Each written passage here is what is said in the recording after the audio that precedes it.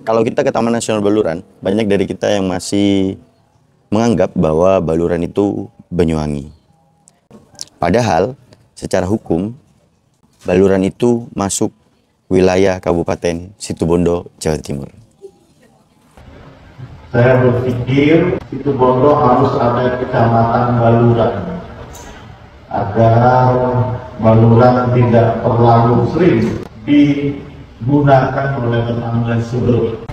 Belakangan, pernyataan Bupati Situbondo memantik ramai di media sosial karena beliau menyatakan bahwa selama ini yang banyak menikmati Taman Nasional Baluran adalah tetangga sebelah. Secara hukum administratif, Baluran masuk pada wilayah Kabupaten Situbondo.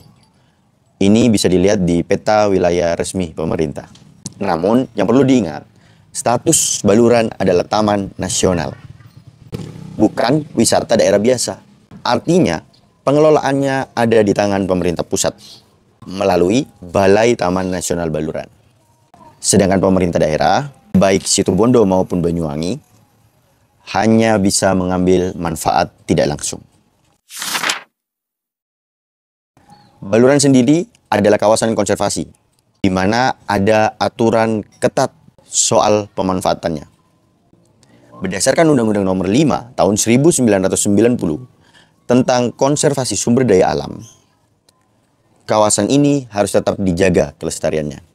Jadi yang bisa dilakukan oleh daerah bukan mengelola secara langsung, melainkan membangun ekosistem di sekitarnya.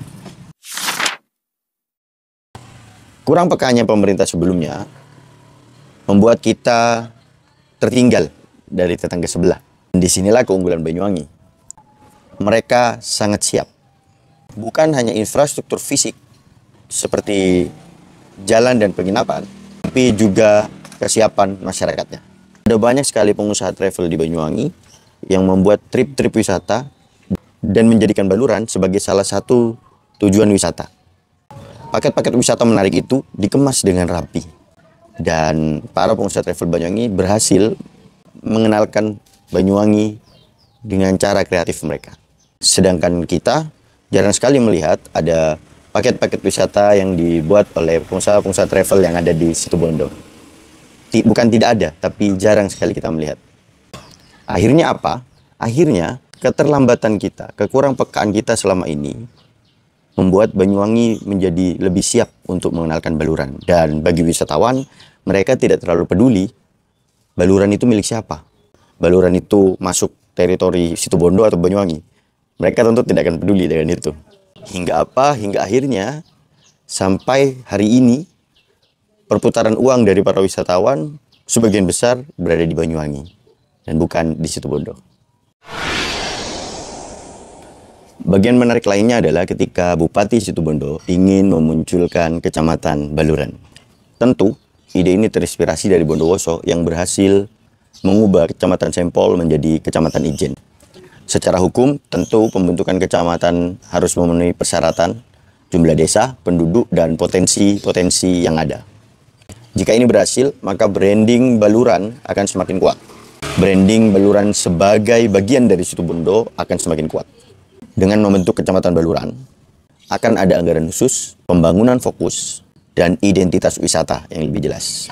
Ingat, membentuk kecamatan bukanlah solusi tunggal. Yang terpenting tetap pada kesiapan masyarakatnya. Jadi, daripada kita larut dalam perdebatan ini punya siapa, atau sibuk berdebat dengan tetangga sebelah, bukankah lebih baik kita fokus untuk mempersiapkan diri kita, melakukan hal-hal kecil dari diri kita sendiri, melakukan hal-hal yang bisa kita lakukan untuk Situbondo, dan mempersiapkan diri kita untuk naik kelas. Karena naik kelas itu artinya membangun sumber daya manusianya, memperbaiki pelayanan wisata, mempercantik fasilitas umum, dan membuktikan bahwa Situbondo tidak hanya kaya akan potensi alam, namun juga kaya dengan pemuda-pemuda yang kreatif, juga hebat dalam pengelolaannya. Kita juga mesti memaksimalkan potensi diri kita melalui apa yang kita bisa. Yang penulis, yang konten kreator, silakan membuat konten-konten untuk mengenalkan Situbondo. Pengusaha mikro mungkin, silakan munculkan produk-produk yang menarik untuk mengenalkan Situbondo. agar lahir ciri khas Situbondo itu sendiri. Dan yang terpenting adalah pengusaha-pengusaha travel, agen-agen travel mampu menghadirkan paket-paket wisata Situbondo yang menarik. Karena mungkin sejauh ini kita sangat jarang sekali melihat itu.